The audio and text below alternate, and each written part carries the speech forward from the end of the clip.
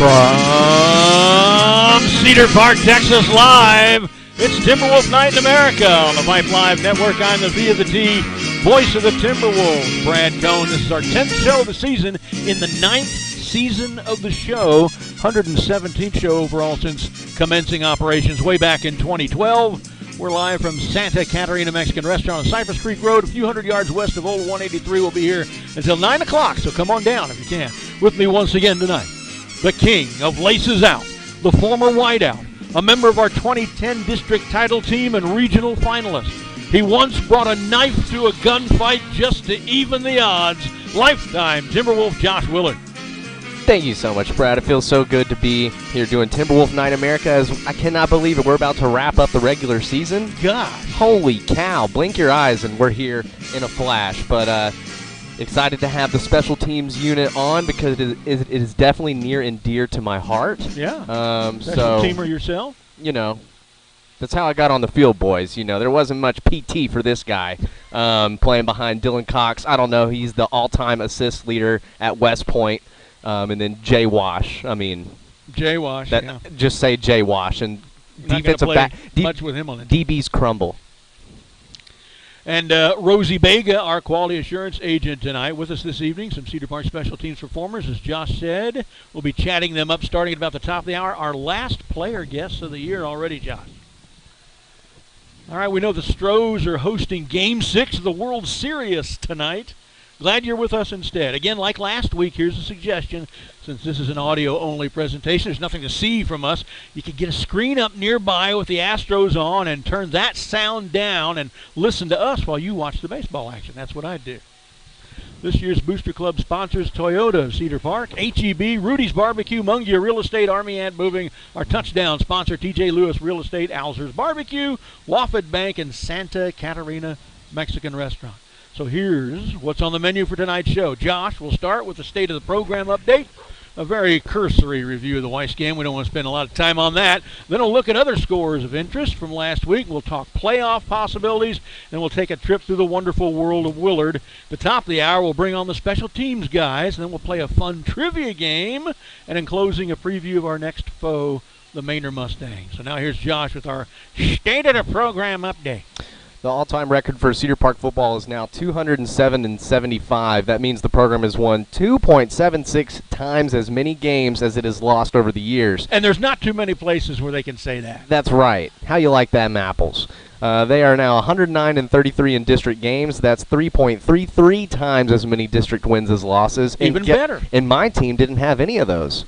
They are now 97-29 at home all time. 3.35. God, these stats, Brad. That's a tongue twister. They look like hyperbole or something. Well, 3.35 times as many home wins as losses. That's a lot.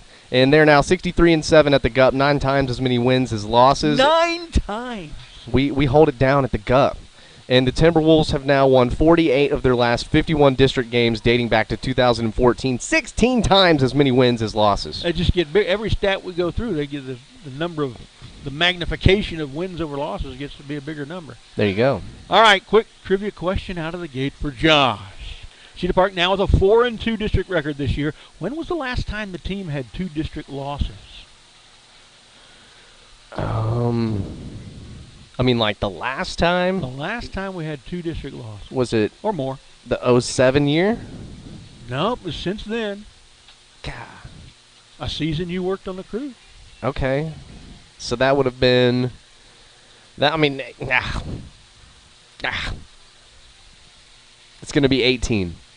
No, 2014 finished 6-2, tied for the district title with 3 other teams. Remember this: the 4-way tiebreakers, comparative records, and head-to-head games against the 3 teams you're tied with. Everyone else's 2 losses were against 2 of the other tied teams. But since one of ours was to the last place team, our record against the other 3 was 2-1, best of the 4. The other were all 1-2 against each other. So we took the crown and the number 1 seed. 6 weeks later, that team played in the program's second state championship game. All right, a Weiss review. Not really going to do it.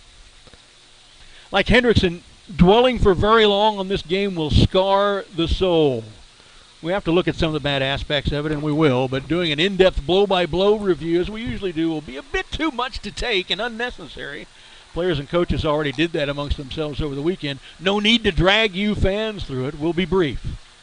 Despite being massively outgained, more than twice as much, 511 to 250, with 3.5 minutes left in the game, with a run for the district crown on the line, Cedar Park was tied with Weiss 20 to 20, and in the process of driving for what would likely be the winning score, be that a touchdown or a field goal, facing a 3rd and 3 at the Weiss 29. Nothing good happened for Cedar Park on any of the remaining plays in this game. So that's where I want to try to train my mind, Josh, to stop in its recollection of this night. We were right there, toe-to-toe, a very good team. At that moment, I was going to be satisfied, win or lose, as long as any loss wasn't because we collapsed. We collapsed. Got 1 yard on 3rd and 3, got one more on 4th and 2, and after that, the Cedar Park offense gained less than 10 yards the rest of the way, completed no passes, threw one interception. Weiss averaged 21 yards a play in those last 3 minutes and scored 2 rushing touchdowns. The final was an almost unbelievable 34 to 20, and on our side of the stadium, jaws just kind of hung open for an hour or so. A few things of positive note, though. It was Kevin Adams' career best rushing night, 187 yards on 33 carries, both of those numbers his highest ever. Also, an 85-yard scoop and score by Michael Putney was the longest fumble return in Cedar Park history. And Big Murr, defensive lineman extraordinaire, Murray Robinson, got his first career catch and first career touchdown on the same play during the second quarter. But there just isn't much else to talk about. Weiss wins their first district title. Cedar Park slides to 5-4 overall, 4-2 in district, and must win against Manor this Friday to cement a playoff slot. And yes, there is a scenario where with a loss to Manor, we do not get in. More on the details of that in a few minutes. Cedar Park goes to 5-4, 4-2. Weiss is a district champion, 8-1, 6-0. They play Georgetown this week, and a win or loss there won't change their status as district champion, number 1 seed. Oh man, that was such a good game. I mean, up until a point. I mean, up until a point, and that's the thing. Just offensively, they were running the ball at will. Those Doughboys were getting downhill and doing a great job of taking on the rush, and then Kevin Adams just running after contact. He is just so tough to bring down, and I mean, he's been kind of beaten and kind of beat up throughout the season, and so for him to come out and give that performance on senior night, it was incredible to watch. And he really looks strong. I mean, it definitely gave us a lot to get excited for, because the Black Rain was going out there and making plays, and I mean, Weiss has the offense and the weapons to gash. And I mean, that stupid little halfback pass out of the backfield, I hated that crap. But that defense, they gave up lots of yards and first downs and stuff, but they only gave up 20 points till there's 3 minutes left in the game. Yeah, and I thought Christian Cockrell, I saw that he got defensive MVP. I think that's well-deserved. I thought he played an outstanding game of keeping the edge and, keeping containment as long as possible. It was just a great effort, and then, like you said, just the way that it ended is not how the rest of the game was. Right. So that was just so frustrating to see them in Weiss territory, not convert that 4th down, and then just crumble from there. And, other than that, Weiss just has that was a very well put together team. That quarterback's been starting at the helm now. I think this was his 3rd year, maybe it was his 2nd year. Dior Bradfield, yeah, and they beat the crap out of everybody else in district, and they barely got out by the skin of their teeth against us. And so then, that tells you something. Yeah, Micah Gifford, that receiver they had too, that guy was huge. So, I mean, they had some weapons all over the place, and I thought Cedar Park held their own defensively. I mean, they gave us as many chances as we could. We just got to find a way to convert and get touchdowns. I liked the design of Weiss's offense. You notice that guy the pass rush never disturbed him because there wasn't any time. It was take the snap, count to 1.5, and he's throwing. There's just no time to get to him. All of their throws were crisp and clear and unbothered because they happened so dang quick. I love the design of that. All right, I'm not even going to do the game stats. A few of you would believe them anyway. Observations while updating the school record book. Now, like the Hendrickson game, although some of this is good, a lot of it's going to be tough to hear and even tougher to think very long about. But again, we're all either adults or in training to be adults, and ignoring life's bad stuff and failing to act on it will only lead to a bad life. So here goes. Even on his worst career night for productivity, Josh Pell generated the yardage to pass 3 guys on the school's all-time total offense list, now at 2,074, and they're all pretty good names.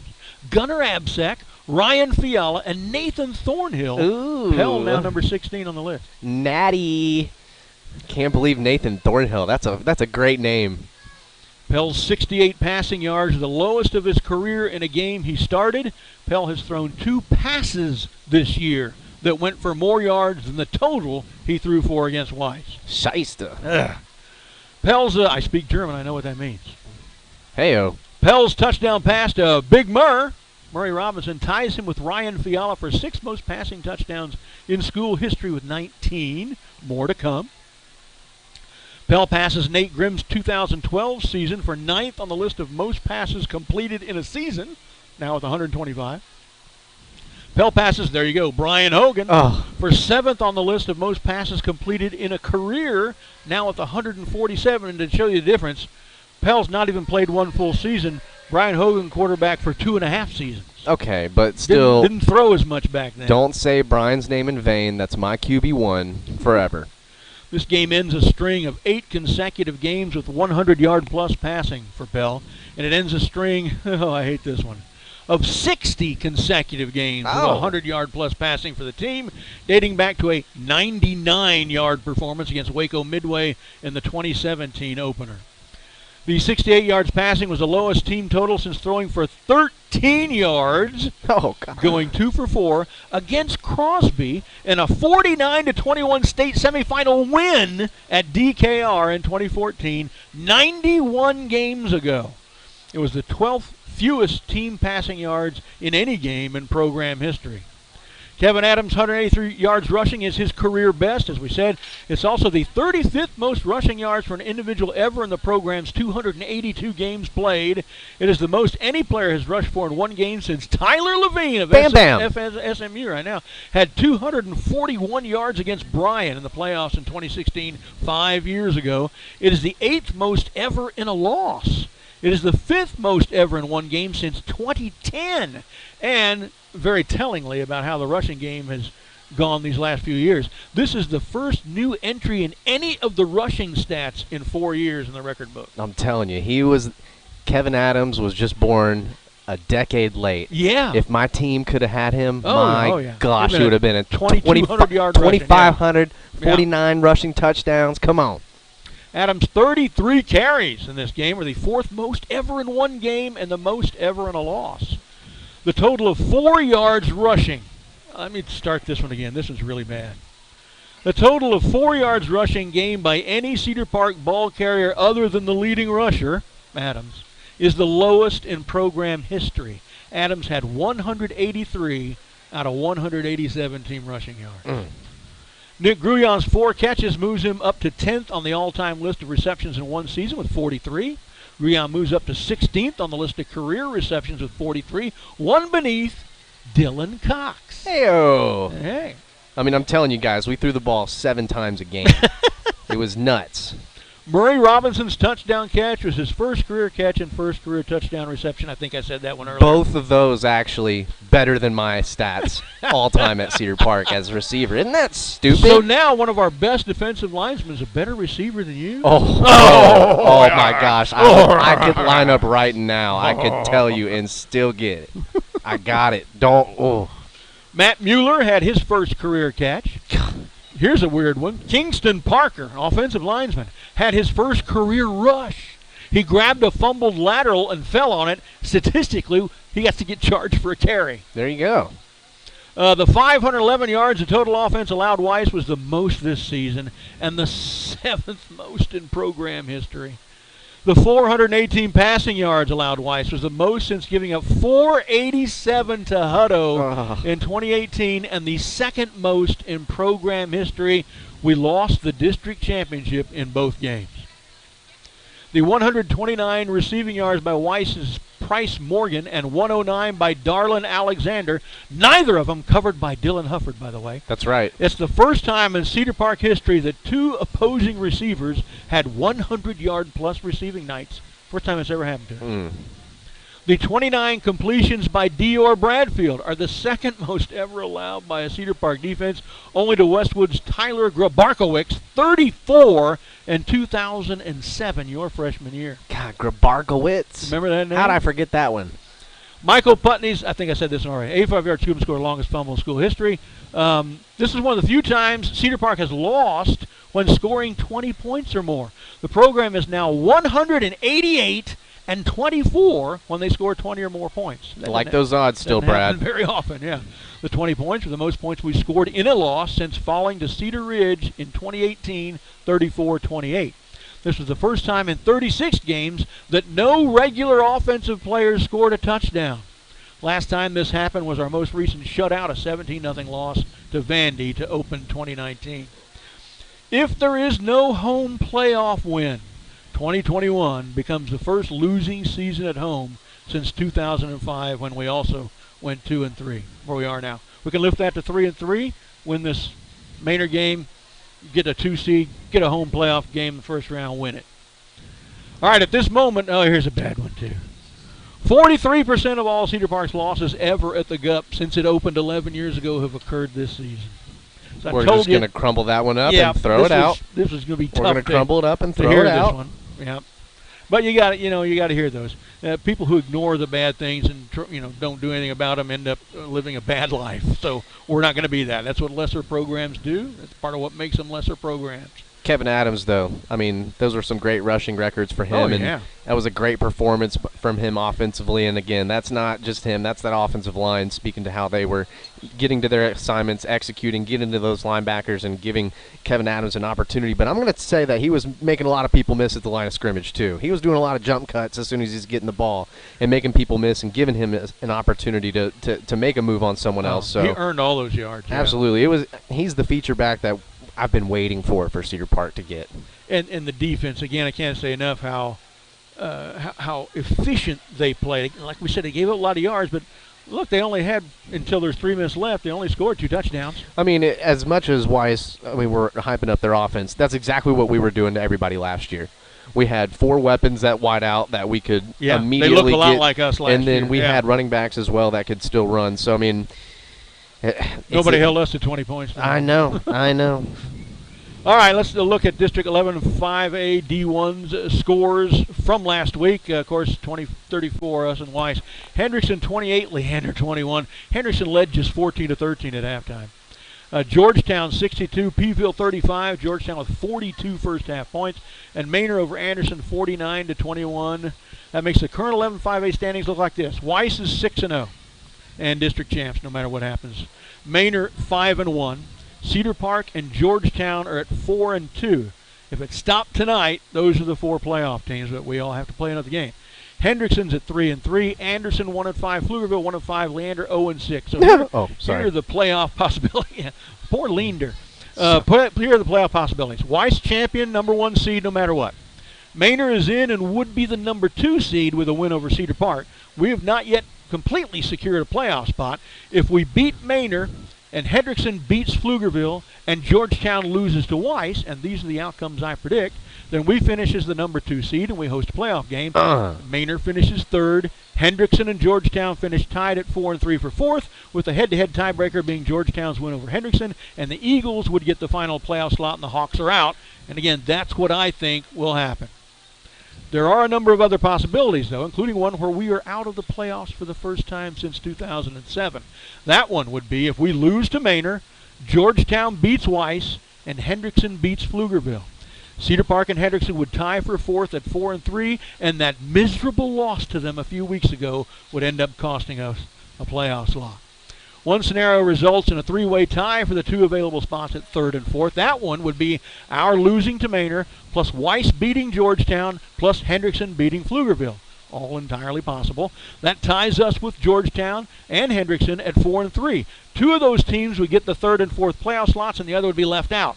A complicated point differential system of the games played between those 3 tied teams governs who would get left out.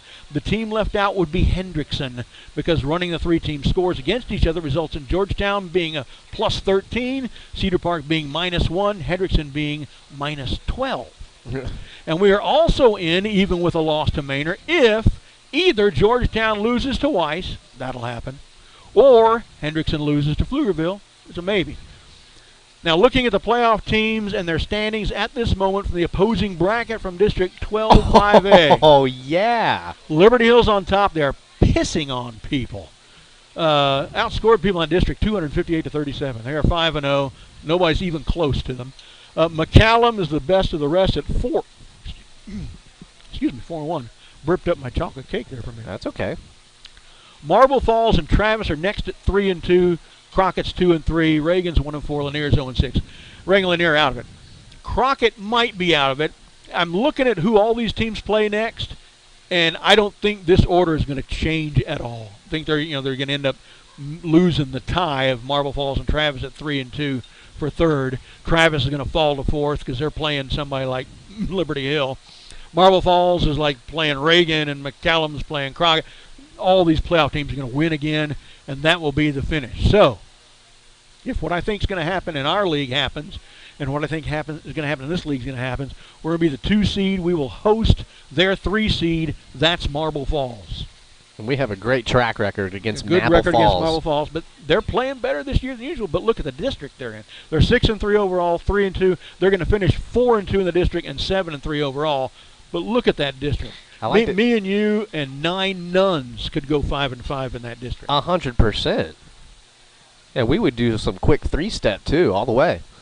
All right, now let's take a look at some other scores of interest from last week. A note again: the 3 6A teams we played, and this is why we do this, in non-district are now 24-3, and we're one of the 3, and the other 2 were inflicted by one of those teams against the other. Vandy beat Cedar Ridge, and Cedar Ridge beat Round Rock. That's why we play them, to get good. You don't get good by playing, Cedar Creek. Yeah. In Austin High. All right. In 6A, Vandergrift 49, Hutto 9. Oh, Gazoonite. Cedar Ridge 46, Westwood 14. It's Westwood been a really hard summoned. year. Yeah. Round Rock 50, Vista Ridge 7. Lake Travis 56, Aiken 7. Who cares? Just a lot of kills here. Bowie 42, San Marcos nothing. Dang. Westlake 77, Austin High 3. So the big Lake Travis Westlake thing happens this week. That's going to be outstanding. Hayes 76, Desvalier 54. Basketball score. 130 points in that game. Temple 44, Killeen 6, Stony Point 29, McNeil 21. 5A scores: Drippin Springs 52, Buda Johnson 7. Liberty Hill 67, Lanier 7. I heard that game was 60-0 at halftime. Eastview 45, Conley 14. McCallum 56, Crockett nothing. Marble Falls 49, Reagan nothing. Bastrop 38, Elgin 23. Hardly any close games anywhere at all except ours this week. Travis 44, Crockett nothing. McCallum 42, Reagan nothing. Marble Falls 76, Lanier. Yeah, it just keeps going on and on. 4A, LBJ 45, Burnett 3. Fredericksburg 41, Taylor 16. I guess it was illegal, except for us, to have a close game last week. All right, now, my favorite category of scores: former coaches and players teams. Tyler Legacy 27, Rockwall Heath 49. Our former coach Joe Willis at Tyler Legacy. His Rebels are now 5-4 overall, 3-2. They can finish, though, no lower than 4th, so they are in. Excellent. Lovejoy 55, Frisco Lebanon Trail 7. Chris Ross is 9-0 and 7-0. That win clinched the district title. I think they're top 5 in the state. Yeah. Prosper 23, Allen 28. Allen's a good 6A team. Brandon Schmidt, our former O-line coach in Prosper. The Eagles are now 6-3 and 3-2, tied for third with McKinney Boyd, who they play next. So they're in. Barbers Hill 22, Dayton 19. Carl Absek's new team. They're 5-4 and 4-1. They can finish no lower than a 3-way tie for third and 4th with Port Neches Grove, who they lost to, and Nederland, who they have beat. So they're kind of in the same boat we are. There's probably some elaborate tiebreaker going to decide whether they're in or not. Rouse 24, Glenn 21. Josh Mann, our former defensive coordinator, head coach at Rouse. They are 8-1 and 6-0. District championship game with Brenham. They're both undefeated in district coming this Friday. Wow. So they're in the playoffs no matter what. They could win a title. Mount Vernon 37, Pottsboro, where they make pots, 14. Brad Willard. Josh here brother is 6-0 in district, 9-0 overall. This win clinched the district crown. So these guys are cumulatively 42-13 overall. Our ex-coaches and players.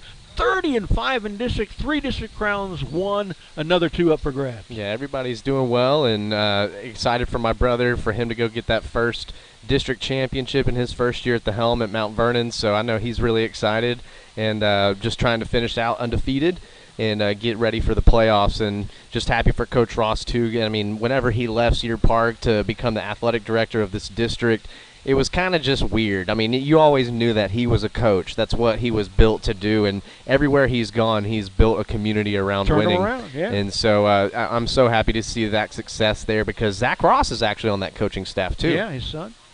You know, all these guys, except for Ross, you already knew, all these guys learn how you do football excellence by coaching in this program. Mm-hmm. That's quite a statement. All right, now it's off to see the Willard, the wonderful Willard of Oz. Here we go on another fascinating voyage through the wonderful world of Willard.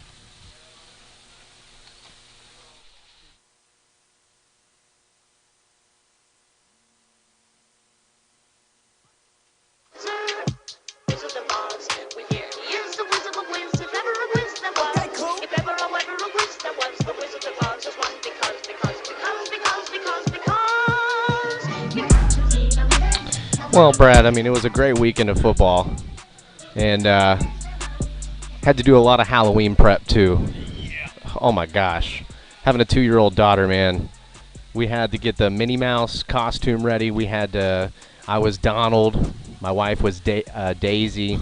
Oh, man, we had the whole 9 yards. But Need to send me some pictures. Yes, and so we were able to have football on throughout the whole day, thankfully, while we were preparing, and actually had Tyler Chauvin, his wife, come over with his 2 daughters, and then Brian Mathis, who also played basketball at Cedar Park, come over with his daughter and son. And so we had a good time, but the Patriots game was amazing because that's what we were watching, and watching them go all the way over to the West Coast to get that win was amazing.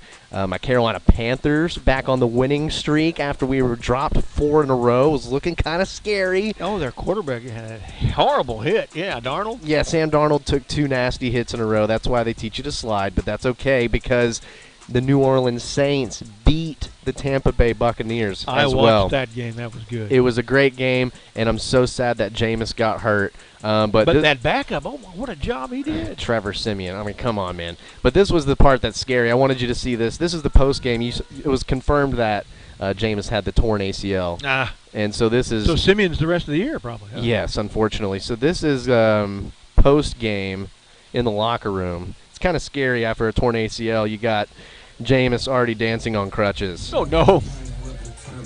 Oh, gosh, that's a bad fog look. Machine going. Yeah, the fog machine going, and Jameis already dancing on crutches. I think I'm more scared for him to be injured, actually, than to be on the field. So that's going to be interesting to see how that plays out. But then also, stupid is as stupid does this week. We've been living our life wrong, Brad. Oh? Did you hear about the gentleman that paid or got a meal plan at Six Flags and ate at Six Flags to pay off his student loans? How you do that? He just lives next to Six Flags, and for every I see what while you're the park saying. was I open, see he what would you're just saying. go in and eat. Every meal over there instead of spending money. So this is after this. Me and you are going to go right over to Kalahari, and me and you are going to purchase a meal plan, and me and you we can eat there. You got some good places to eat over I'm there. telling you, we might be able to save some money. We've been living our life wrong. Yeah. Are you stupid or something? Honestly, as stupid as stupid does. Oh, boy. Little things you learn every day. Peas and carrots. Peas and carrots. So you still got student loans you're paying off? No. Good. No, we're good. Good, I just good. want to go get a good meal. I mean, Kalahari would be a good place. Six Flags meals are awesome. I love that place. All right, we're going to take a short break, and when we return, our guest, the special team. So stick around. You're listening to Timberwolf Night in America live from Santa Catarina right here on the Vype Live Network. Experience the difference at Toyota of Cedar Park, one of the Austin area's newest automobile dealerships. Their new vehicle department will always stock the newest Toyota models you need. The pre-owned vehicles they choose must each pass a rigorous inspection and be in tip-top shape before they make it to their lot or website for you to see. And if you're looking for budget-friendly Toyota certified used vehicles, they've got you covered, and you can rest easy knowing that the best new cars make the best used cars. That's Toyota of Cedar Park at toyotaofcedarpark.com. At Wafed Bank, formerly Washington Federal. Working together isn't new for us. We've been awarded America's Best Big Bank by Newsweek. From digital options, touchless transactions, and increased nonprofit contributions to help our neighbors, we're here for you. Our bankers approved more than 9,000 PPP loans to keep small businesses going during the pandemic. WaFd Bank is a local bank and portfolio lender with more than 200 branches in 8 states to serve you. 24/7 online and mobile banking with mobile check deposits, over 32,000 ATMs, free checking. WaFd Bank, your local bank for personal and business banking at wafedbank.com or 800-324-9375. A premier real estate brokerage in Central Texas, Mungia Real Estate's innovative buy-sell process results in their listings selling faster than the Austin average. Their attention to clients sets Mungia apart from other brokerages with creative marketing strategies, savvy negotiation skills, and a commitment to hard work and excellent customer service. Whether it's residential, single-family, multifamily, condos, commercial, or vacant land, Mungia Real Estate knows the Austin market and connects buyers with sellers every day. And they do it with professionalism. Mungia Real Estate at 512-922-4267 or mungiarealestate.com. That's MUNGIA.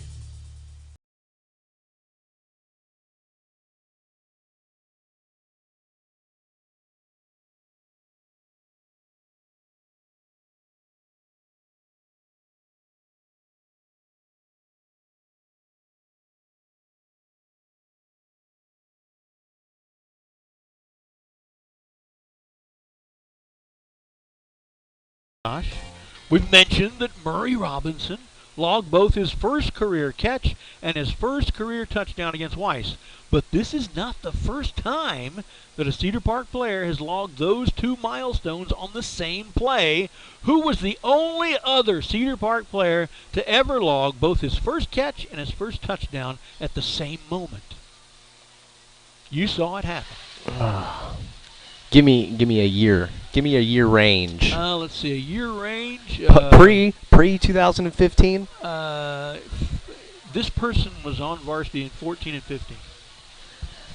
Oh, Miles Cheatham. No. Gah! Okay. I don't. Thomas Hutchings. Nope. Okay. Sammy Alzer. Oh. He did it in a 49-14 playoff win at Willis. Oh, that's the one you couldn't go to, so I was wrong. I deceived you. You didn't make the trip to Willis. It was just me and Cecil. As the second round in 2016, and then he became the only Cedar Park player to have his first two career catches become touchdowns when he caught another one 2 weeks later in the regional finals loss to Manville at Kyle Field. Those were his only catches of the season. They're both touchdowns. So in 2016, Sammy Alzer had 2 catches for 10 yards, both touchdowns. So let's hit Big Murr again so he can tie that record. Absolutely. He's got soft hands.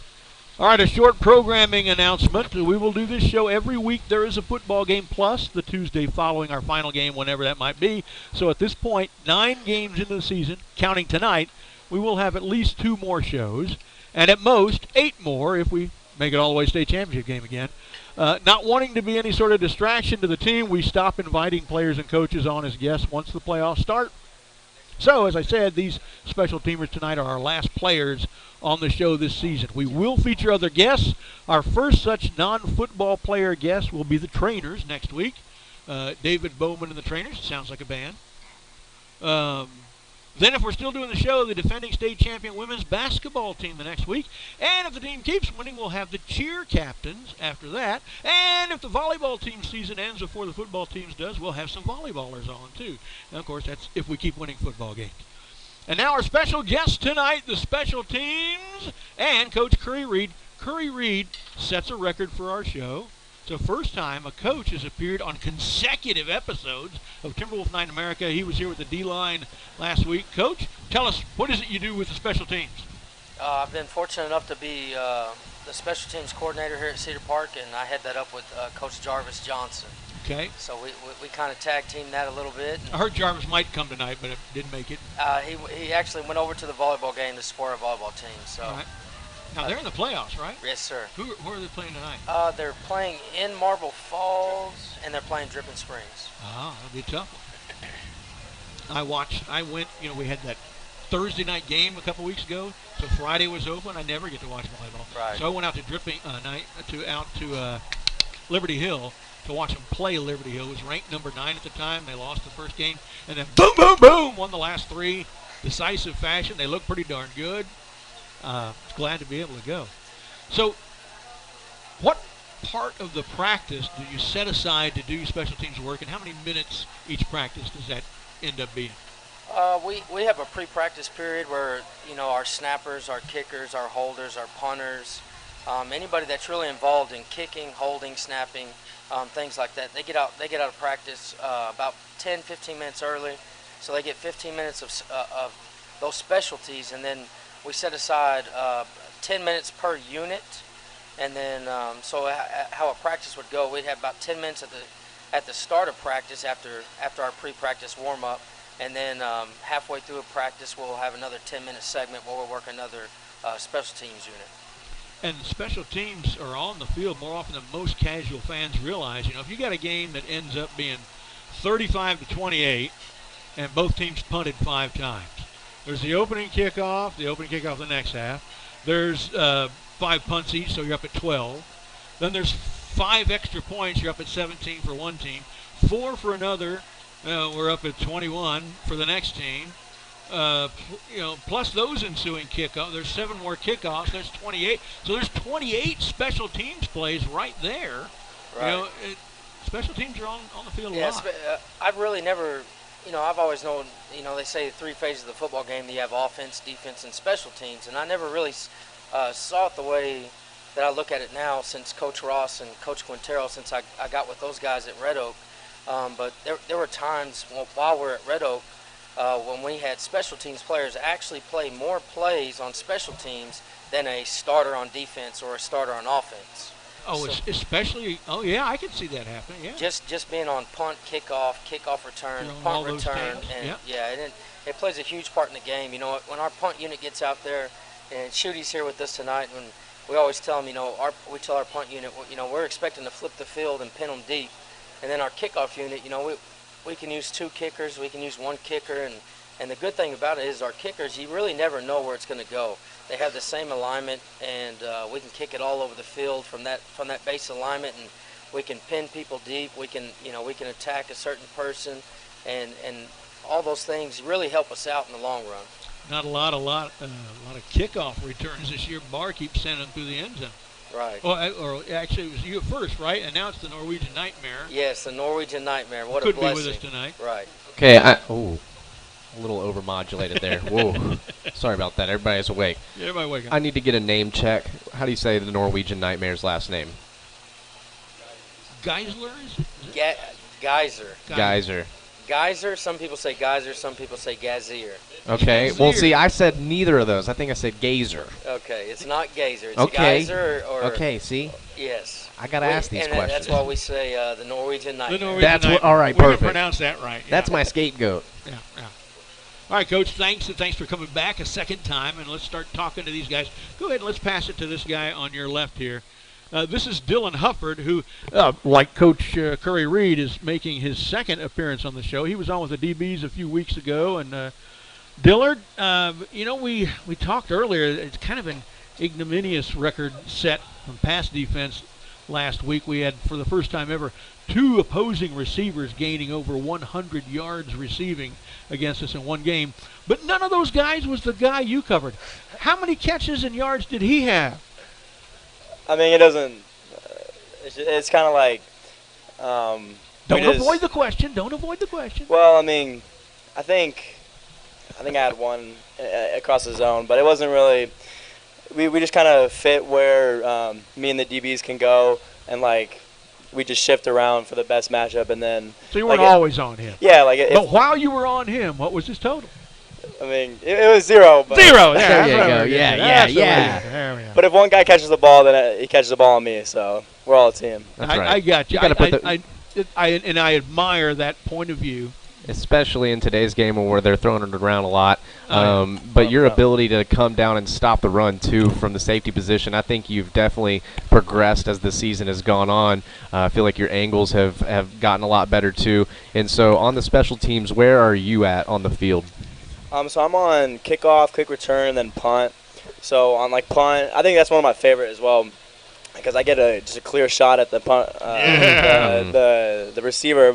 But you know, Shooty, he does a really good job of just like kind of a lot of hang time and a lot of like drive on it. So not a lot of receivers will kind of like go up and catch it with him. So where are you at in that punt formation? I think on the left gunner. Okay. So, but then we do like a lot of like kind of like schematic like little formations where we can do like a double right or like just all these sorts of things. So I'm not specifically on the left, but you know we can just kind of mix it up a little bit there. But yeah. So Dylan, you're a senior, and we probably asked you this before, but what do you plan on doing after high school? I think I want to continue playing football, but if that's not really the case, I'll probably just try to find a major that I really like to do. You got any prospects for football? Not at the moment, no, sir. You got film, send it out. Yeah. Yep, convince them. You've convinced us.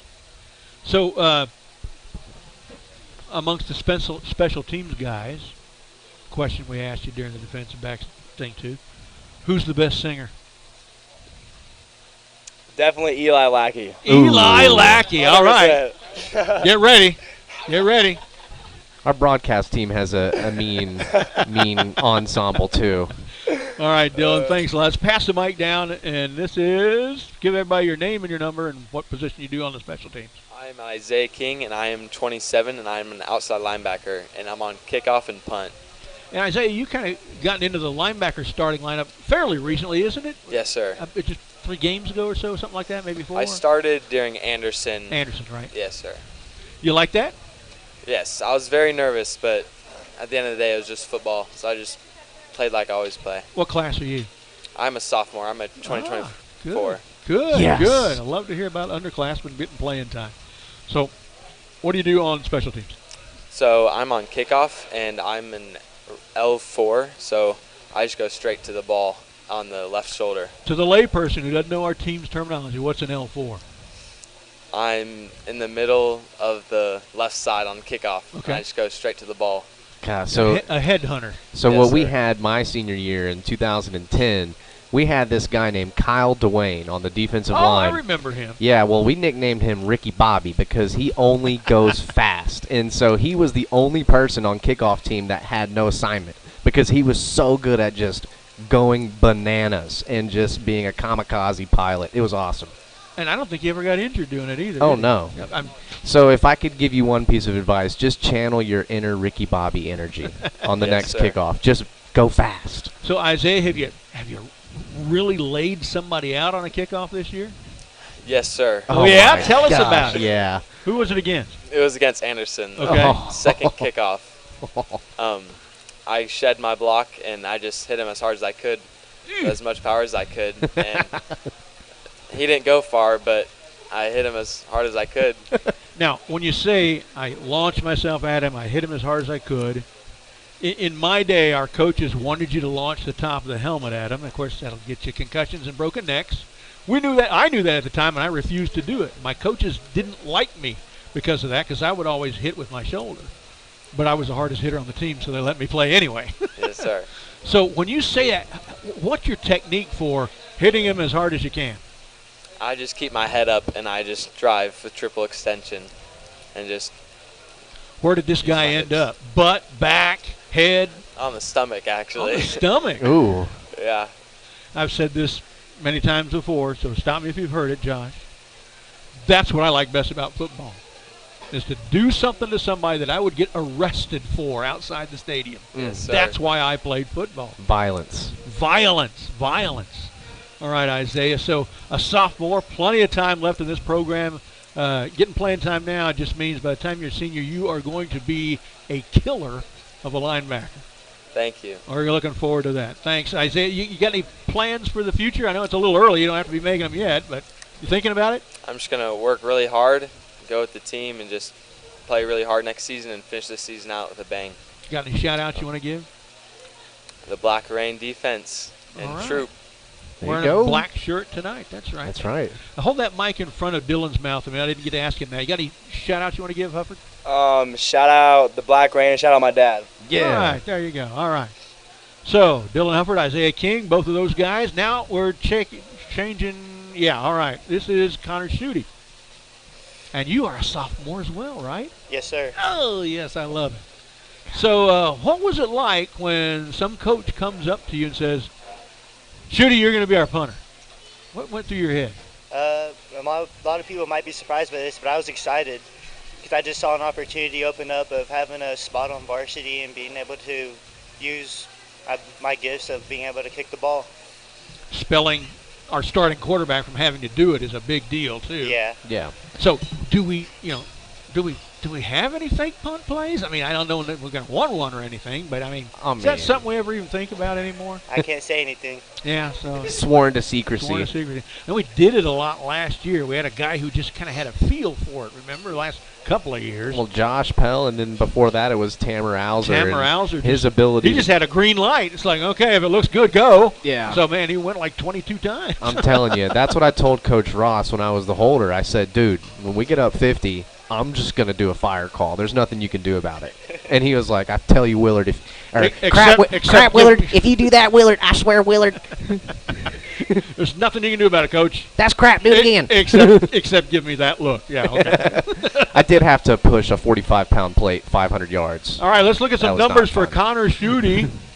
Behind the long snapper, 24 punts this year, an average of 32.6, a long 58 just last week against Weiss. It was a great Cedar Park roll. Oh, yeah. Schutte, so what other positions do you play in football? I'm sure you're not just a punter. I play wide receiver, and that's about it. What's your height and weight? I am 6'2", and I weigh 165. All right, so there's plenty of, probably going to grow a little more. Maybe you'll be 6'3" by a senior. Probably going to get close to 200 pounds by that time. Hopefully. I'd love to see it. Love to see some guys throwing you passes, too. Thanks, Connor, our punter right now. Josh Pell was the punter before him. Not as big a numbers. 13 punts just the first 2 games. That tells you a lot, too. That's insane. We don't have twice as many punts in the subsequent 7 games as we did in the first 2 games. An average of about 5 yards less, 27.8. His long was less also, 50 yards against Vandy. So those are the numbers for Pell. Okay, you got any shout-outs, Connor, you want to give? Whoops, let's turn it back up again. There we go. There we go. Probably shout out to the whole team, Troop, Black Rain, my grandpa, and my mom.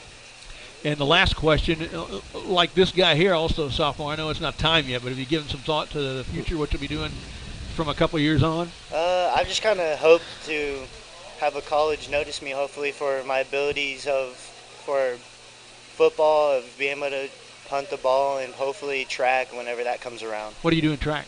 I run the 100 and the 200. Outstanding. That sounds like speed. They don't give you that job if you're slow. I was going to say, we definitely need to give him the green light. All right, let's throw to this guy deep down the right sideline. All right, Connor Schutte, currently our punter. Pretty soon to be catching touchdown passes. All right, thanks, Connor. And now we'll go, who's next? There he is, Eli. Eli Lackey, also making his second appearance on the show. He was here with the receivers a few weeks back.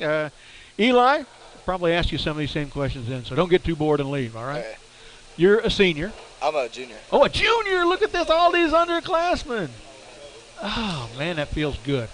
What do you do for special teams? We know you're a receiver. I'm an R2 on special teams, so I'm a fast contained guy. I just go to take someone's head off if they come outside. And on kickoff return, I'm on the front lines, so I've just got to keep my guy outside as fast as possible and just take his head off. I was a frontline guy. Frontline guy? I was a frontline guy. Yeah, all right. Extension, baby, drive. So, you got any memories of really clocking somebody on kickoff coverage? Me or? You clocking somebody, not somebody clocking you. I was in with a strip, though, in this last game on Weiss. Ah. Yeah, I went downfield. I was on the outside, and I hit my guy. And then I bounced off of him, and then the ball carrier was right there. I got it behind him, me and David. And David ripped his arm, and I punched the ball out with David. And then we had one of our guys get on it, but we didn't get the ball, unfortunately. That was was that the opening kickoff? That was I swear y'all were on that thing. Yeah, we were on that. It sure looked like it was our ball. Yeah. They just break a couple digits down there. They're good, but there's a they big got play. lucky, too. There's a couple of turnovers like that one. There's another one, too, we didn't get. Oh, it was an interception, went up in the air and we fell had two. between three guys. We had two of those. Didn't get it, yeah. Oh. No, yeah, I was at the bottom of the pile, and we were all fighting for the ball. So. All right, Eli, do you like being a receiver better or a headhunter better? Definitely receiver. Whenever I get the chance, I like to definitely be receiver. And as an underclassman, you might be one of those that we're throwing to a lot next year. Sir, I plan to be. Sure, probably wouldn't mind that at all. No. What are your plans after high school? I'd like to keep playing football if I got the chance. Like if I had a college look at me, I'd definitely take that opportunity. But if that doesn't work out, I just got to look for a major. College. Any ideas about what you might want to study? What I want to study? Yeah. I have no clue yet. No clue yet? That's all right. I'm going to ask this question because I keep forgetting to ask this. I've been meaning to ask this of people. Have you ever, go ahead and confess, I know there's a coach here, but you go ahead and confess this. We'll put some plugs in his ear while you do it. During the game, at any time, you're not going to do this on the field, but you're on the sidelines. There's no chance you're going in the next 30 seconds, and you're walking, you've got your helmet off while you're taking a drink, whatever like that. Have you ever looked up in the stands to try to find your girlfriend and wave at her or wink at her? Have you ever done it? Oh, yeah, dude. Maybe a few times. Maybe a few times. Honesty. I love honesty. Bro, just like extend the arm a little bit. Yeah, like pretend like what's I'm reaching for something, just like flexing. Love it, love it, love it. All right, thanks, Eli Lackey. Now let's pass the mic. Who's next? All right, give everybody your name and your number and your position and what you do on special teams. I'm Raylan Barr, number 84. I'm the kicker, basically extra point field goal. And you're not a senior? I am a senior. Oh, you are a senior. Yeah, I'm a senior. So Raylan, I've been saying your name Raylon, I think, like I just did. It's Raylan, right? Yep. What kind of name is that? Czechoslovakian, Italian? What is it? You know, parents are over there. You just ask them. But honestly, I do not know. It's a unique name. I just didn't want to go with Steve. Yeah, Jeff, Bob. Didn't want to go with Candy Bar. No, Josh or Brad. Is Candy Bar, right? Yeah. Josh or Brad. Didn't want to go with those names. So, how long have you been kicking football? This is my first year. What? Really? Yeah. Man, you're doing a great job for a guy who's just new to it. Yep. Well, what made you want to try that? I was thinking about it last year. I'm friends with Justin, and we went out and kicked a little bit, and I was like kind of naturally good at it. What do you know? You ever play soccer or anything? I do play soccer. Yeah, there you go. That'll help. That's my number one. Know what to do with the ball and instep of your foot, that's for sure. What position you play in soccer? I'm a center back. And are you on the school team or you play a club or both? Yeah. What club do you play for? I used to play for Lone Star. I'm not playing for a club right now. And so who is the holder? Is it Cody? It is Cody, yeah. And so how has that been? I mean, for never kicking and then coming onto the scene on varsity, how has that been with that, chemistry? Only holder you ever had then, huh? Yeah. I mean, it's been great. He's a good guy. You know, it's always good to have a relationship with your teammates, right. Especially if you're, it's just you and him. That's what I mean. I was very close with the kicker in my year. I was the king of laces out, as you heard in the introduction, and not the prince. Not the prince, the king. I took joy in holding Gray's balls. I'm telling you. I mean, I talk to him still today. He's got a beautiful daughter. He used to have a T-shirt that says, "I hold my kicker's balls." That's right, and I held him with pride, very firm, and it was great. I need to get one of those T-shirts. That's right, man. We'll get you. We'll get to give to Cody. Don't let Cole Kruger tell you anything. I'm the greatest holder in Cedar Park history. Okay. All right, got a couple stats here for Barr. Field goals this year, he's attempted 7, made 6, 85.7%. Scored 18 points that way. His long was 40 against Hendrickson. Extra points, 23 for 25. The two misses were both in the same game, I remember. And I don't think necessarily they even weren't they just like bad snaps and stuff? I don't know that you kicked one that went miss, did you? Last game was basically the last game was my only only missed it. Kick. Yeah. Right, but okay. I mean, So that's 85.7. Oh, she's wrong one. 92%, 69 points. So you scored 87 points this year, and that ain't bad. That's fun. I didn't even know that. Right? Well, there you go. There you go. We got to get to triple digits. Yeah.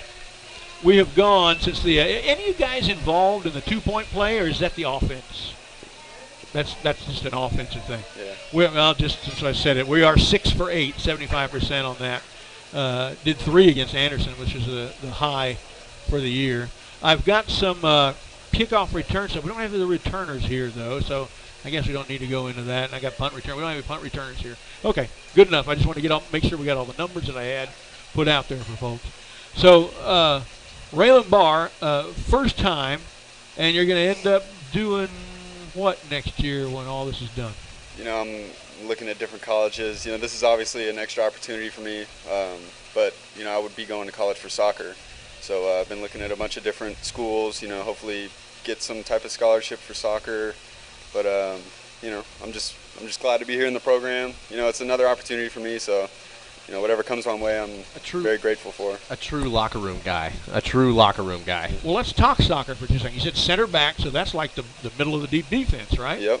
So you're like the sweeper, as they would call it, some places. Yeah. I mean, it depends. We've worked a bunch of different formations. Last year we ran a 3-back, but this year, we can't really tell. We got a bunch of new freshmen. I think we have like 18 different freshmen that came in this year, and they'll be great for us. We need those, vital players. What's the record for soccer this year? Y'all were in playoffs, right? Yeah, we made it. I'm pretty sure we made it 3 rounds deep. Cool. Yeah. Came short to Southwest, but yeah, we had a really good team last year. It was good to go that far with that new coach. Who's the coach? Coach Foxworth. Oh, I met him. Yeah. Yeah, he's a cool guy. Good deal. I only had daughters, so when I was coaching kids growing up in youth leagues and club, it was girls, but I did coach an 18U team in club soccer to the state championship in 1999. So I know where you're coming from. I know soccer, and I know why you like it. Oh, yeah. A lot of people don't. Yeah. But I know why you like it. It's the most popular sport in the world. It's still football, baby. Yeah. They all call it football except us. Term's taken here already. Yep. All right, thanks, Raylan Barr. Who's left? Who's left to go? Is that everybody? That's it. That's everybody already. Okay, all right. That's good enough. We're going to take a short break again, and when we come back, more stuff on Timberwolf Night in America. This is the Vype Live Network. Sports media, Vype can help. Launched in 2017, our Vype U Ambassador Program is a one-of-a-kind educational scholarship program that offers high school students a chance to gain hands-on experience in the sports media field. Vype U also gives students a platform to build their portfolio of creative work under the guidance of Vype's seasoned professionals. From covering games to publishing photos, writing articles, and conducting on-camera interviews, each Vype U ambassador receives an immersive experience geared toward their interests, while promoting their own school and preparing them for their future. Email info@vypemedia.com to find out more about Vype U today. In the battle for barbecue supremacy, warriors pit prime meats, secret sauces, and recipes against one another. Yet one champion stands alone. Rudy's Country Store and Barbecue, in the modern-day vernacular, where bad means good. Rudy's Country Store and Barbecue has the worst barbecue in Texas. Army Ant Moving calls Cedar Park home for movers that residents and businesses can rely on. For outstanding moving expertise and trustworthy estimates, Army Ant Moving stands above the rest. Their reputation speaks for itself. They've received the Angie's List Superior Service Award for the last 2 years. Their movers are highly trained and experienced. So whether you need to move your household to a new home across town or an entire corporate office to a new location, your valuables are in knowledgeable and reliable hands with Army Ant Moving Company. Check them out at armyantmoving.com.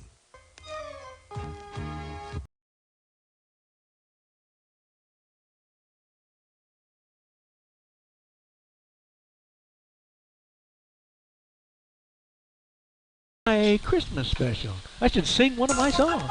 Oh, we could go ahead and do that. We could go ahead and write one for the fans. We might have to do that. All right, welcome back. Episode 10 of Timberwolf Night in America for 2021, live from Santa Catarina.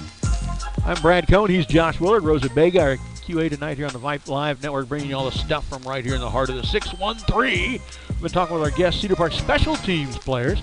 All right, we continue to attack Josh with 3 questions each Tuesday night that the National Education Agency says high school seniors should know. We don't have a lot of seniors here.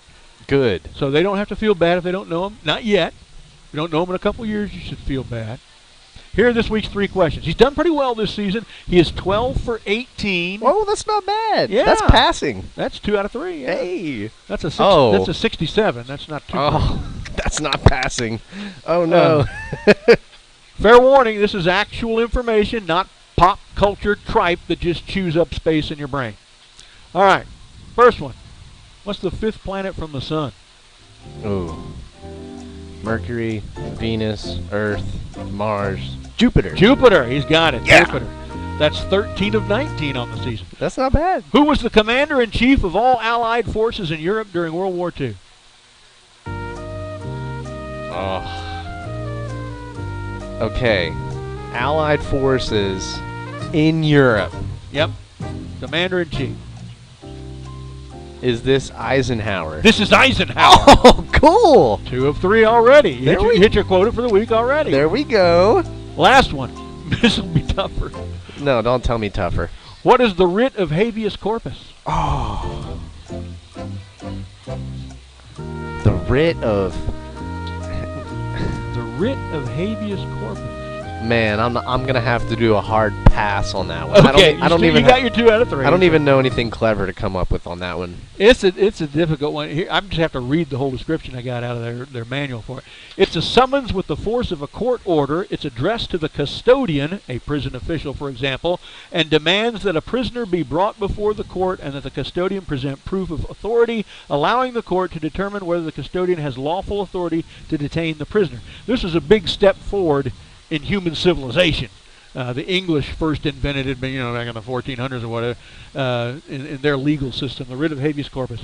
You got to prove that you, as a law enforcement entity, have a right to detain this person as a prisoner. I mean, thank goodness that Yeah, came thank into goodness, thank effect. goodness. Yeah, I mean. All right, again, the National Education Agency says all American high school seniors should know all of these facts. Josh came into the night 12 of 18. He's now 14 of 21, still at 2 out of every 3. And Josh has a rant for this week. Well, my rant is really just inspired by the special teams unit being here.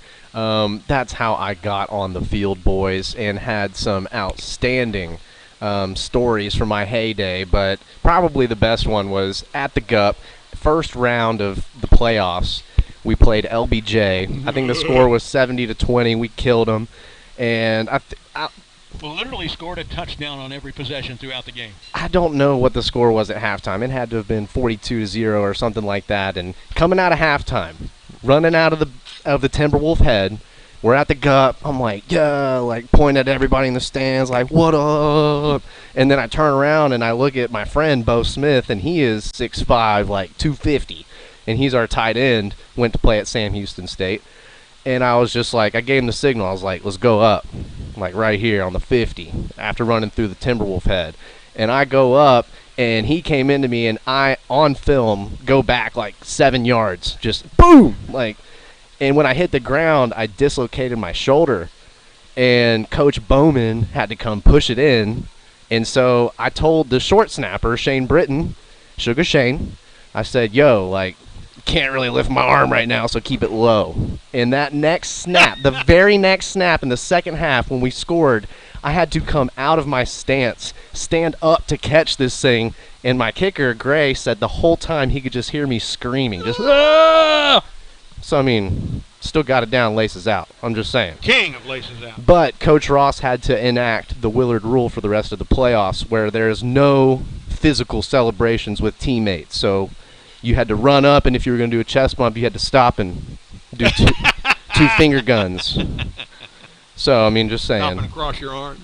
And then when we played Rouse and Vandergrift in their opening years. So they only had juniors, and they played varsity football. That was stupid. It was awful. It was absolutely demoralizing Almost how bad we beat them. waste of a week. Yeah, we did. Both weeks we didn't have Saturday film. That was awesome. But that whole game against Rouse, I never said the green, ready. I did like goat noises, like, ah! Or I did like a Raider Rash, or I said the most wild stuff that whole game. It was a lot of fun. So just have fun out there when you're out there scoring. That's a fun time. Goat noises. It was hilarious. You could just see our center, bent over in his shoulder pads, moving up and down, laughing. I've been meaning to tell this story for a long time, and Josh talks about the big inflatable wolf's head running out of it. The best thing I ever saw with running out of the big inflatable bull set was several years ago on the road. It was time, this was the halftime run through, and the guys run out and go through it, and somewhere, not a lot of people saw this, I'm sure. I'm lucky that I saw it, but most of the team, or half the team was probably through it, and some guys run, and he stops, and pulls from behind it. He stops next to one of the big white fang that's on the left side, and pulls out this giant blue toothbrush. And he goes, and then throws it down and keeps running. I laughed for 30 seconds. Was that in the Ross era? That was probably not. Probably the Willis era. It was in the Willis era. Oh, gosh. Oh, yeah, Coach Willis was in with the props. Had to have hidden it probably back there. Just picked it up right when it went into the head or something. That's funny. Okay, we're going to talk about a little bit about upcoming Cedar Park basketball schedules. The two basketball teams ramping up for their seasons. Blake Brown's men's team has a lot of people back. They're looking to rebound from a disappointing year last season. Their opener is Saturday, November 13th at Pflugerville. Not a district game. Remember, football's in a district with a vastly different makeup than every other sport at the school. First home game for the men is Friday night, November 19th, 7 o'clock against Round Rock. We hope to still be playing football at that point, but if not, I'll be on the arena mic over at the Timberdome. The defending state champion women's basketball team. Oh, my screen jumped here. Let me make sure. Okay. They lost only 2 starters, and those were the only 2 seniors who even logged much playing time last year in that state championship run.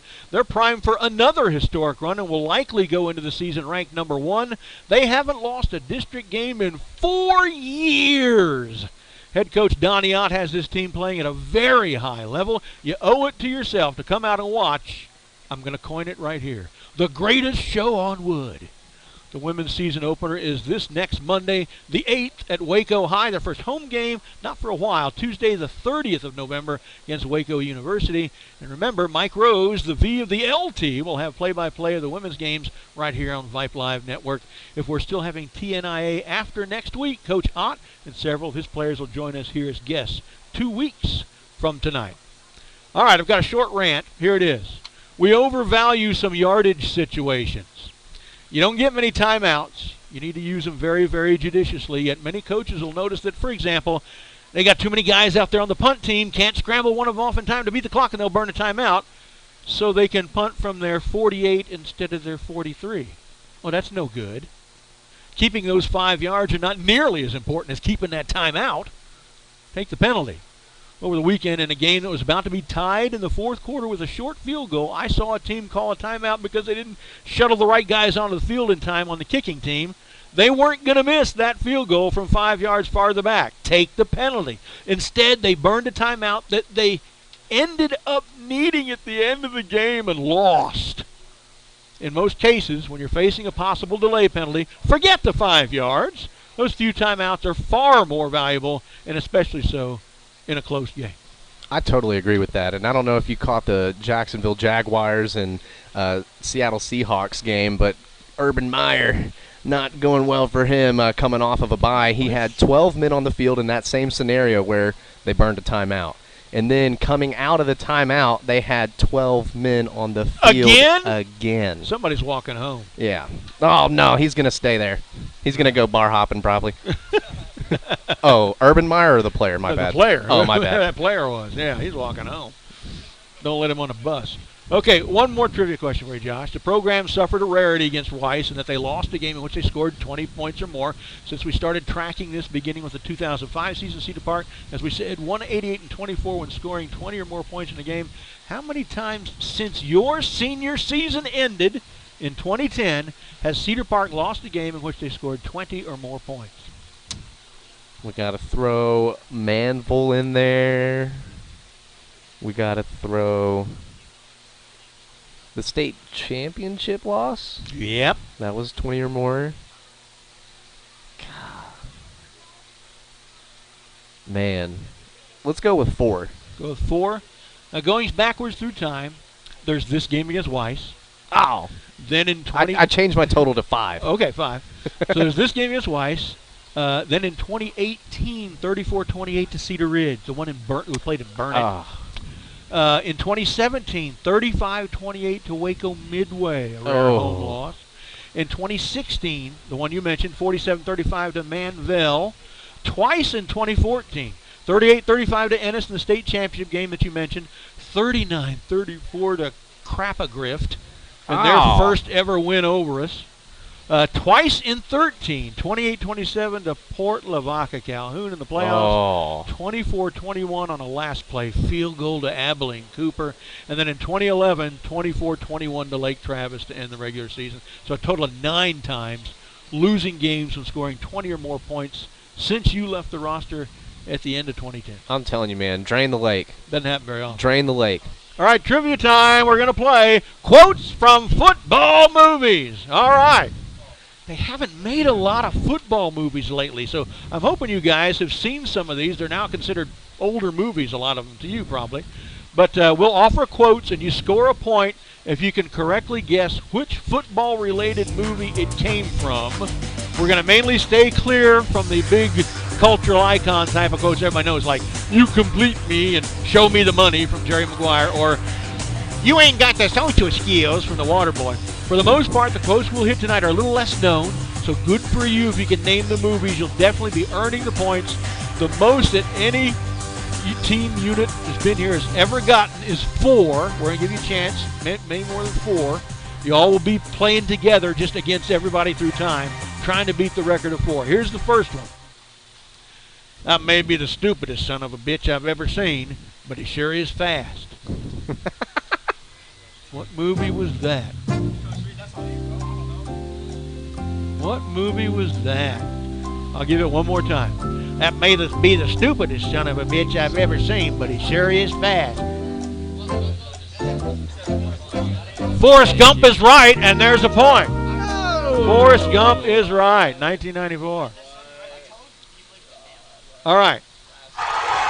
There you go. Just like that. That's all there is to it. All right, here we go. Next one. Football is 80% mental and 40% physical. Your own coach might have told you that one, right? 80% mental and 40% physical. What movie did that come from?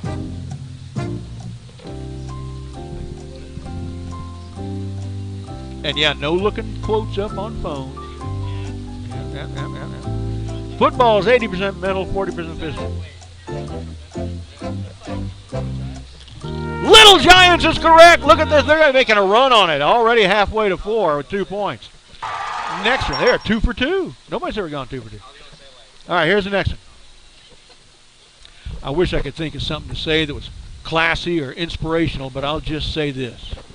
Pain heals, chicks dig scars, and glory lasts forever. I know you know it. Pain heals, chicks dig scars, and glory lasts forever.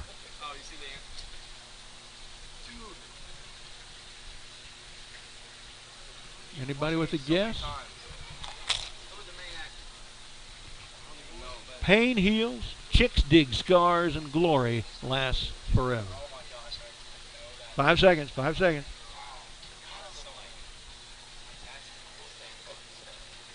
Okay, it was The Replacements. The Replacements.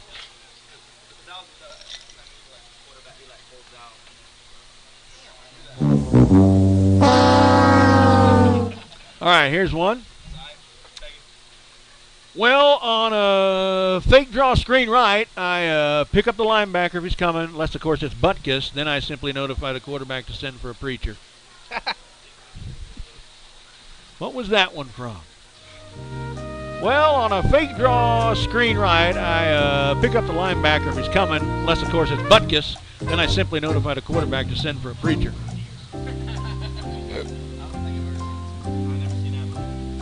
Really? You got to look it up. It might be the very best football movie ever made. I've never seen it. Hand up. Oh, you got to do it. Hand up. Find it. Find it.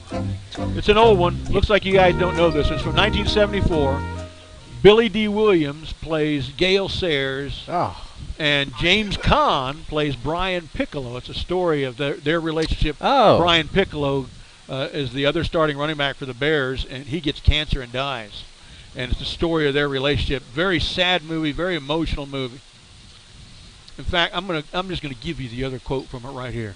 This is 1 week before Piccolo dies, And this is a team. I'm just giving because this is a good quote. And this is Gale Sayers having just been given the George Halas Award. It's like the big award any Bear gets in a year.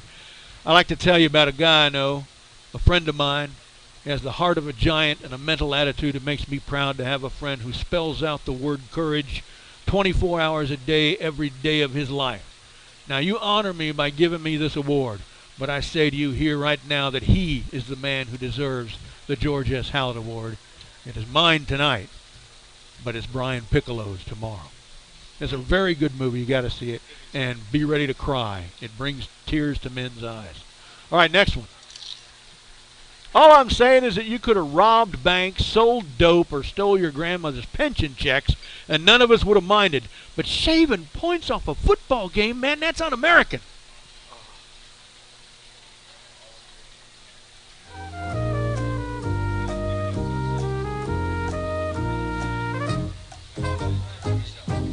Could have robbed banks, sold dope, or stole your grandmother's pension checks, and none of us would have minded. But shaving points off a football game, man, that's un-American.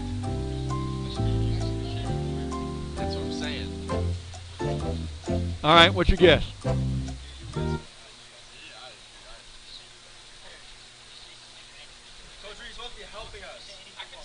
You got a guess? Yeah, he can't help because he can see the answer. Remember the Titans, he guessed. Nah, it's a good guess, but it's the longest yard. Longest yard.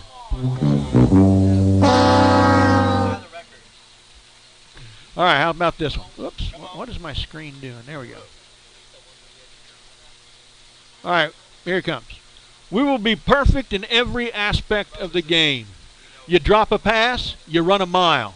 You miss a blocking assignment, you run a mile. You fumble the football, and I will break my foot off in your John Brown hind parts, and then you will run a mile.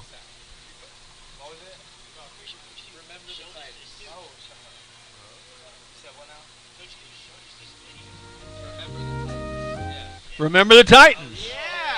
That's three. That's three. That's all there is to it. That's three.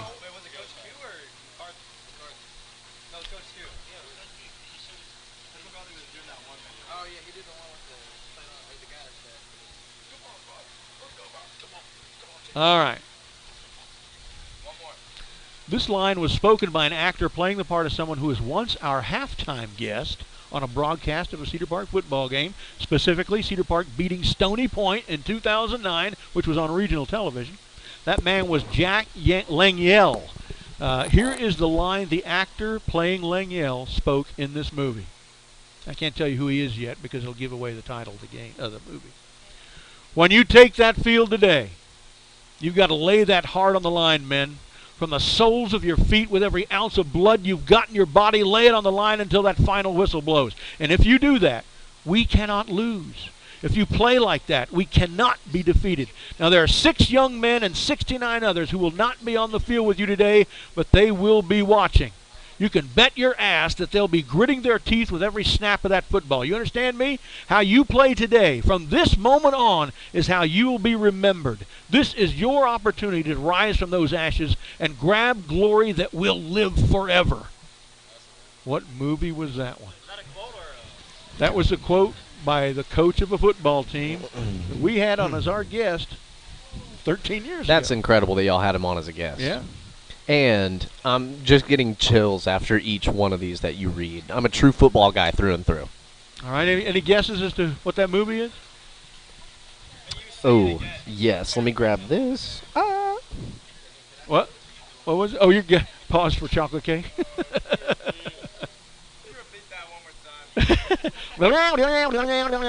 Glory will live forever.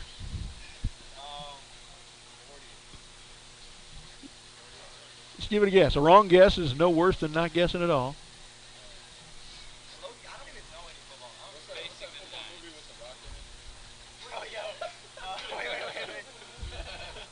All right, here it is. We Are Marshall. We Are Marshall. Oh, that's a terrific movie. All right, how about this one? They're fast, they're big, they're dirty, plus they're fast. They're fast, they're big, they're dirty, plus they're fast. What was that one?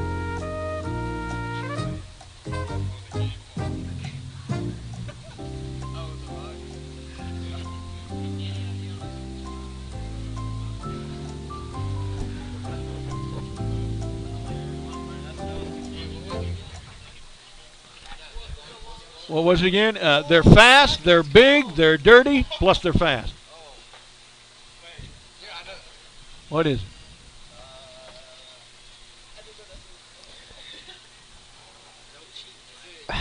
Can I give him another one from this movie? It'll be a softball, but we can do that in a minute. Okay. Any guesses? Of course, then they'll know the movie. Right. So let me give my softball. Yeah, yeah. If you want to win, put Booby in. There we Friday go. Night Lights. Now that's 4. Kind of a gimme there. I hope we get another one because that's kind of a gimme. All right. How about this one? You know how I used to tell you about Van Buren scoring that touchdown back in '48? That touchdown got me through 30 years at that factory. Got me through all those times your mother being sick. When I told you not to get your hopes up, didn't mean that I wasn't. When I told you not to get your hopes up, it didn't mean that I wasn't.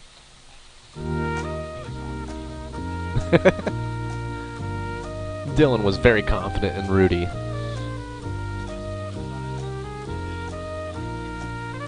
Any guesses?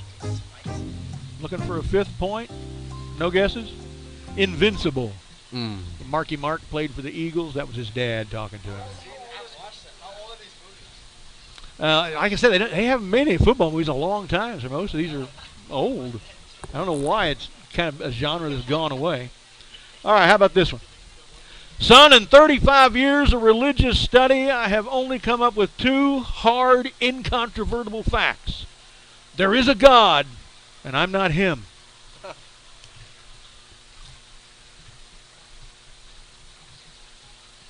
In 35 years of religious study, I've only come up with 2 hard, incontrovertible facts. There is a God, and I'm not him. Rudy it is. There's 5 points, and they have broken the record. Shooty with the Rudy. All right, let's see. Find another good one here.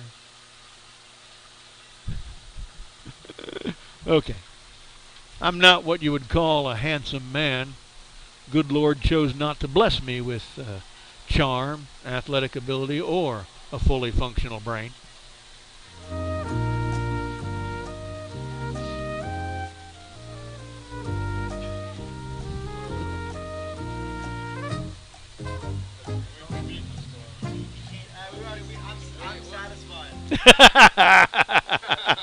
That's the water boy. I didn't do it in my Adam Sandler voice because that would have given it away. I'm not what you would call a handsome man. Yeah, you notice every part he plays, he has the same voice. I mean, how does he keep getting parts? It's not that funny.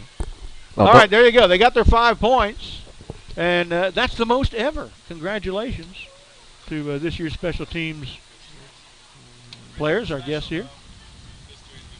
All right, let's see. Now it's time for a preview of Manor. As usual, we're going to see most of this to Coach here from the special teams perspective after I give a little background. The program is 3-1 against Manor all time. The loss coming is a huge crick in our necks. The 3rd round of the playoffs 2 years ago was an absolute fluke. 3 weeks earlier, we'd led them 42-10 at halftime in a 49-24 win, during which they got half their total offense in the 4th quarter. This Friday night, there's not much more at stake than the very life of this football team. As we detailed earlier, a loss to Manor plus a Georgetown win over Weiss and a Hendrickson win over Pflugerville, and our football team ceases to exist. If you cannot find the heart, the raw wanna to bring your A game and every ounce of self-respect and deep core desire to this game, don't get on the bus.